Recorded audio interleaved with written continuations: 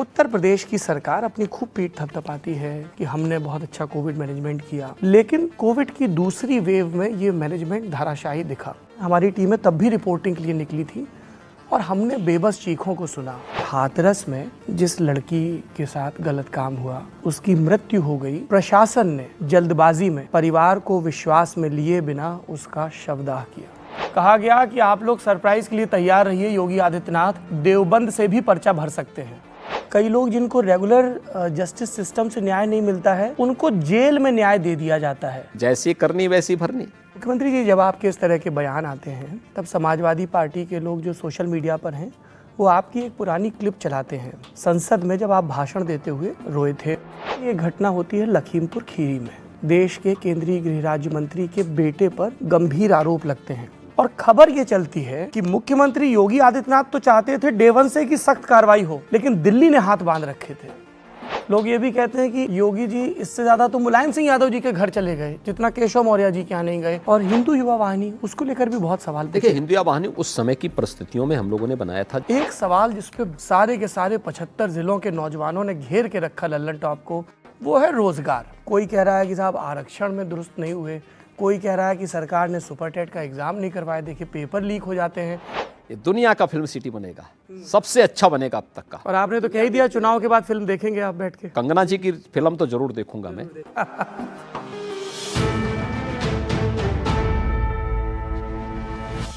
जमघट, लल्लन टॉप का सियासी मंच, सत्ता के दावेदारों से आपके हिस्से के सवाल। पर इन सवालों के बीच एक आहट भी है, ओमिक्रॉन वेरिएंट की, कोविड के बढ़ने की। इसलिए लल्लन टॉप ने यह तय किया कि जमघट का जो पूर्व निर्धारित स्वरूप था, जिसमें प्रदेश भर के नौजवानों का जमघट लगता और सब नेताओं से सवाल पूछे जाते, उसमें हमने परिवर्तन किया। आपके हिस्से के सवाल हमने ऑनलाइन मंगवाए और अब जवाब पाने की बारी है। जमघट के इस पहले सत्र में हमारे मेहमान हैं उत्तर प्रदेश के मुख्यमंत्री और भारतीय जनता पार्टी के नेता योगी आदित्यनाथ। बहुत बहुत स्वागत है सर आपका। नमस्कार जी, धन्यवाद। समय बड़ा कम है, 2 महीने बचे हैं, 10 मार्च को नतीजा आना है, तो इधर उधर की बात नहीं करते हैं। भूमिकाओं का वक्त बीत गया, रणभेरी बज चुकी है। क्या योगी आदित्यनाथ विधानसभा का चुनाव लड़ेंगे? न दैन्यम न पलायनम। जी, हमने कभी नहीं कहा कि नहीं लड़ेंगे। पार्टी जहां से कहेगी वहां से लड़ेंगे। ये पार्टी जहां से कहेगी, ये किसी भी अनुशासित कार्यकर्ता का जवाब होगा। अब मैं उन जवाबों को टटोलता हूं जो लखनऊ से लेकर दिल्ली तक चल रहे हैं। गोरखपुर गए, राधा रमन अग्रवाल हदस्याए हुए थे, कह रहे थे हमको लग रहा है हमारा टिकट कट जाएगा। कैमरा बंद हुआ, रुआंसे हो गए, उनको लग रहा है कि योगी आदित्यनाथ गोरखपुर से आएंगे। अयोध्या गए तो वहां पे ब्यूरोक्रेसी वाले ऐसे फुसफुसाहट के स्वर में पूछ रहे थे, महाराज जी यहाँ आ रहे हैं क्या? दावेदार भी पूछ रहे थे कि भैया वो आ जाएंगे तो हमारी दावेदारी खत्म। मथुरा में और चौथा जो विकल्प आया, कहा गया कि आप लोग सरप्राइज के लिए तैयार रहिए, योगी आदित्यनाथ देवबंद से भी पर्चा भर सकते हैं। ये कहां से शुरू होती हैं अटकलें? देखिए, 403 विधानसभा क्षेत्रों का दौरा मैंने किया है जी, तो स्वाभाविक रूप से 403 विधानसभा क्षेत्रों से दावेदारी आएगी, लेकिन अंततः पार्टी को ही तय करना है। आपकी व्यक्तिगत इच्छा? देखिए, मेरी व्यक्तिगत इच्छा, जब व्यक्ति अकेले होता है तो व्यक्तिगत इच्छा रखता है जी, जब परिवार का सदस्य होता है तो परिवार की इच्छा का सम्मान करता है। ये आप बार बार मुख्यमंत्री जी 403 का जिक्र कर रहे हैं। इसमें कुछ सीटें ऐसी थीं जहां 2017 की बीजेपी की प्रचंड लहर में भी पार्टी नहीं जीत पाई और आपने उसको एक असाइनमेंट की तरह लिया, वहां पर जाकर रैलियां की। वहां का क्या अनुभव रहा? क्योंकि मैंने कई ऐसी रैलियों के भाषण भी सुने फिर बाद में। बहुत अच्छे परिणाम वहाँ पे आएंगे। ये मान के चलिए कि लगभग 80 ऐसी सीटें थी जी, जिन पे 2017 में भारतीय जनता पार्टी नहीं जीत पाई थी। हम उन सभी सीटों पर भी इस बार विजय की दिशा प्राप्त करने की दिशा में कार्य कर रहे हैं और मेरा अनुमान है कि लगभग उसमें 65 से 70% सीटों पर बीजेपी चुनाव जीतेगी। 65 से 70%। आपका नारा है जो इश्तिहारों से पटे हुए हैं अखबार और सब जगह, फर्क साफ है, और उसके साथ आपके कार्यकाल की उपलब्धियां और नरेंद्र मोदी सरकार के कार्यकाल की उपलब्धियां हैं, उनका ब्यौरा दिया गया है और उसकी तुलना लार्जली की गई है समाजवादी पार्टी के क्रियाकलापों से। फिर वो जिनको सोशल मीडिया की भाषा में जुमले कहते हैं, उपयोगी, मोदी, योगी की जोड़ी। और ये भी कहा गया कि जब अमित शाह ने आकर यहाँ ऐलान कर दिया तो वो धुंध भी छट गई कि मुख्यमंत्री के नाम को लेकर या चेहरे को लेकर जो कुहासा था। क्या संवाद हुआ था लखनऊ और दिल्ली के बीच इसको लेकर?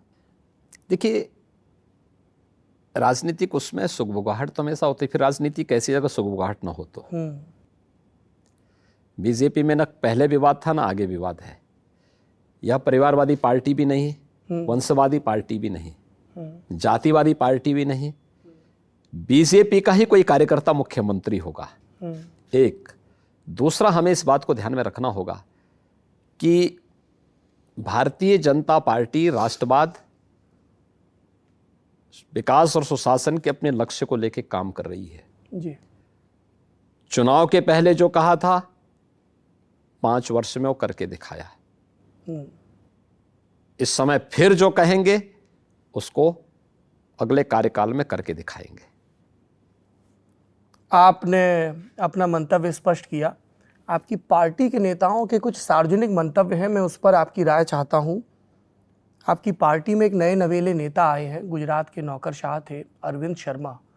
पिछले दिनों मऊ में एक रैली हो रही थी, आपकी पार्टी के पूर्व सांसद मंच से नारा लगवा रहे थे कि हमारे अगले मुख्यमंत्री कैसे हों, अरविंद शर्मा जैसे हों, और अरविंद शर्मा उनकी पीठ थपथपा रहे थे।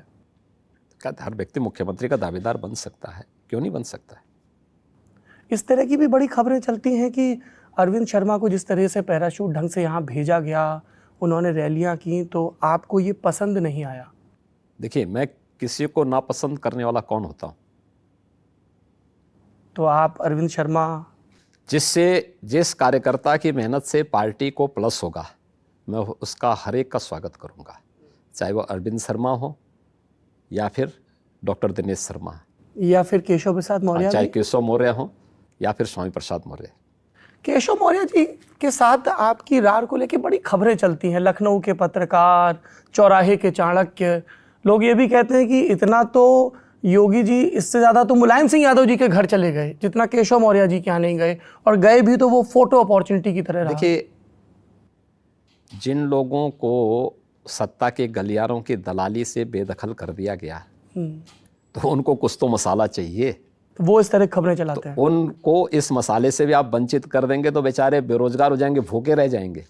इसलिए कुछ उनके खाने कमाने के लिए इस प्रकार के चटकारे चलने चाहिए, और हम भी इसका मजा लेते हैं। अच्छा, आप तक भी खबरें पहुंचती हैं ये? हम भी इसका मजा लेते हैं। तो कभी आपकी केशव मौर्य जी से इस पे बात हुई कि भाई ये लोग ये सब बातें करते रहते हैं? भाई, हम लोग तो हमेशा कैबिनेट में मिलते हैं, कोर कमेटी में मिलते हैं, हमारा हर 2 से 3 दिन मिलन होता है, तो इसमें मिलन का मिलने न मिलने का कहाँ प्रश्न होता है। अच्छा, मुख्यमंत्री जी, मेरी रिसर्च टीम ने जब इस इंटरव्यू की तैयारी की तो एक स्पष्ट विभाजन दिख रहा था सांसद योगी आदित्यनाथ के बयानों में और मुख्यमंत्री योगी आदित्यनाथ के बयानों में।